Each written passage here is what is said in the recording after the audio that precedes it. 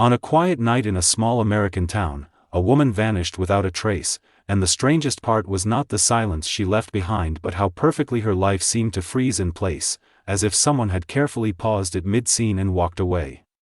Her name was Emily Carter, a woman known for her routine, her quiet smile, and the kind of life that never made headlines, yet in a single night she became the center of a mystery no one could explain. There was no sign of struggle inside her home, no broken glass, no overturned furniture, no desperate message left behind, only an untouched bed, a neatly folded sweater, and a photograph on the nightstand that now felt more like a memory than reality. Her car was later found abandoned near the edge of a river just outside town, keys still inside, door slightly open, as though she had stepped out for a moment and never returned.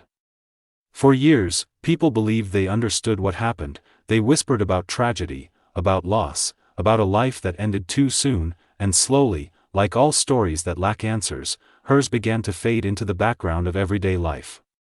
But the truth was far more complicated than anyone imagined, because Emily Carter was not gone, she was not lost, and she was not dead, she was alive, watching from a distance as the world accepted a version of her story that she had carefully created. And what she thought would give her freedom. This is the story of a woman who tried to erase herself, and the nightmare that followed her, a story that begins with a single decision and unfolds into something no one saw coming, not her family, not the investigators, and not even Emily herself. Before we dive deeper, let us know in the comments where you're watching from. Emily Carter had always lived the kind of life people rarely questioned, the kind that blends quietly into the background of a suburban neighborhood where nothing ever seems out of place, and yet, for reasons no one fully understood at the time, she became the center of a mystery that would leave more questions than answers. On that quiet night when she vanished, everything about the scene felt almost too perfect, as if it had been arranged with careful thought rather than left behind in panic. There was no struggle, no sign of forced entry, no indication that anything violent had taken place, only the stillness of a home that looked exactly the same as it had the day before.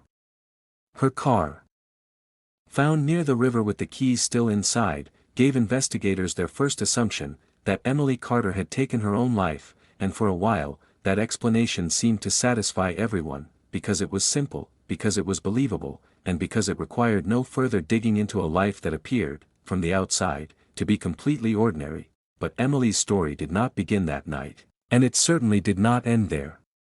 Long before she disappeared, there were small details that, in hindsight, began to form a different picture, a pattern that no one noticed at the time but would later become impossible to ignore. Friends described her as distant in the months leading up to her disappearance. Not dramatically different, but just enough to raise quiet concern. She would cancel plans more often, respond to messages late, and sometimes not at all, and when asked if everything was okay, she would smile and say she was just tired. Her husband, David Carter, told a similar story, that Emily had been under stress, that work had been overwhelming, and that she had become withdrawn, but even he could not point to a single moment that explained what eventually happened. It was as if Emily had been slowly pulling away from her own life, one step at a time, without anyone realizing where those steps were leading. What no one knew then was that Emily had already made a decision that would change everything. She had started researching ways to disappear, not in a careless or impulsive way, but with a level of patience that suggested she had been thinking about it for a long time. Late at night, while the rest of the house was quiet, she would sit alone with her laptop, reading stories of people who had vanished, studying how they did it, what mistakes they made, and how they were eventually found. She learned about new identities, about moving cash in small amounts to avoid attention. About leaving behind just enough evidence to guide people toward the wrong conclusion. It was not a sudden plan, it was a gradual one, built piece by piece over weeks, then months, until it became something real. At first, her actions were subtle, almost invisible. She began withdrawing small amounts of money from their shared account, amounts too small to raise suspicion, spreading them out over time so that they would blend into normal spending. She sold a few personal items, nothing significant enough to be missed immediately, and slowly gathered the resources she believed she would need. She created a new email account, one that could not be traced back to her, and used it to communicate with people who specialized in documents and identities. staying cautious, never revealing too much at once. Everything she did was measured, controlled, and deliberate, as if she were following a script she had written herself. The night she chose to disappear was not random. It was planned down to the smallest detail, from the time she would leave the house to the location where she would abandon her car.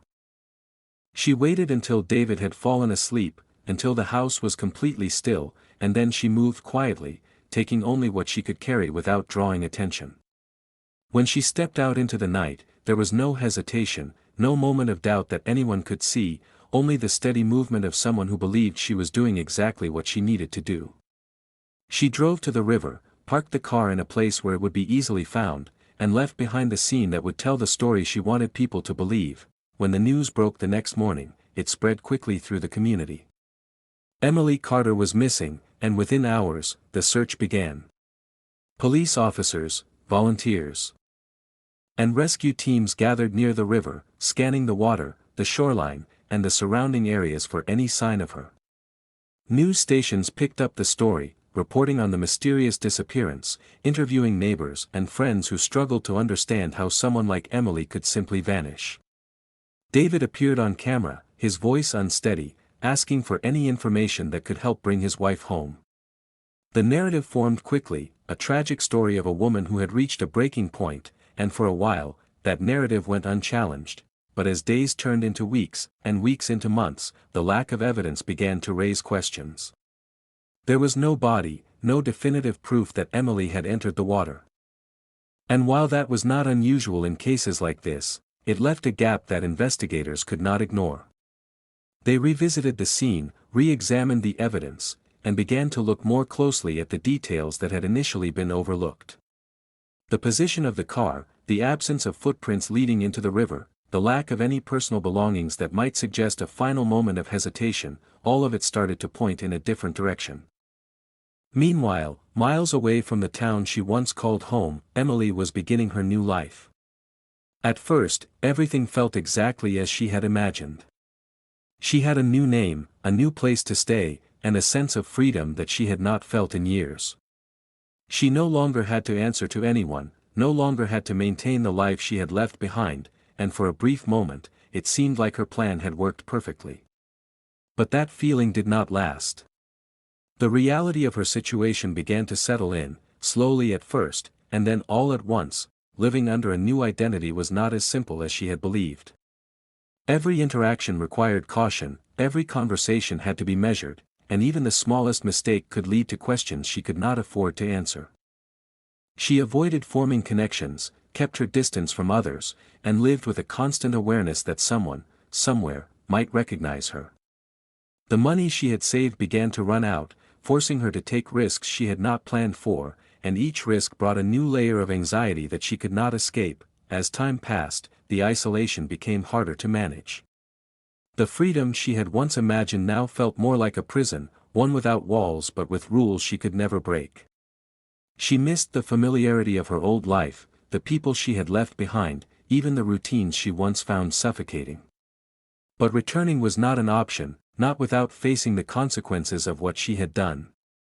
And so, she stayed where she was, caught between the life she had escaped and the one she could not fully live.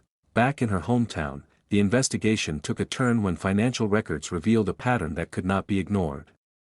Small withdrawals, spread out over time, suggested planning rather than impulse, and when combined with other details, they led investigators to a conclusion that changed everything. Emily Carter had not disappeared by accident, she had chosen to leave. The case shifted from a missing person investigation to something else entirely, something that raised more questions about her motives and her state of mind. For David, the revelation was difficult to process. The woman he believed he had lost was still alive, but the life they had shared was built on something he no longer understood. Interviews revealed a man searching for answers, trying to reconcile the person he knew with the actions she had taken, and the more he spoke, the clearer it became that the truth was not as simple as it first appeared. Emily had not just left her home, she had left everything, including the people who cared about her, and in doing so, she had created a situation that could not be undone. The final turn in Emily's story came from a mistake, a small detail that she had overlooked in a plan that was otherwise carefully constructed.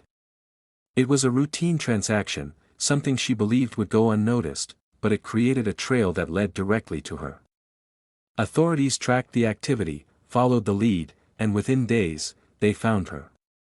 There was no dramatic chase, no confrontation, only the quiet end of a story that had once seemed impossible to resolve. When Emily was brought back, the reality of her choices became unavoidable.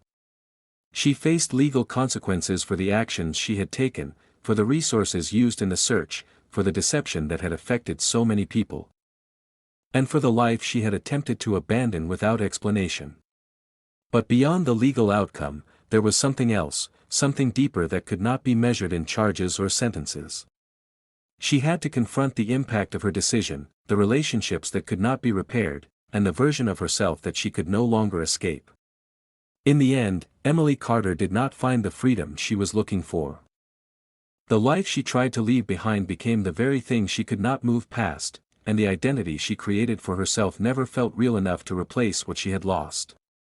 Her story became a reminder of how far someone can go in search of escape, and how the consequences of that escape can follow them in ways they never expected. So the question remains, was there ever a point where Emily could have chosen a different path, or was this outcome set in motion long before she stepped out of her front door that night?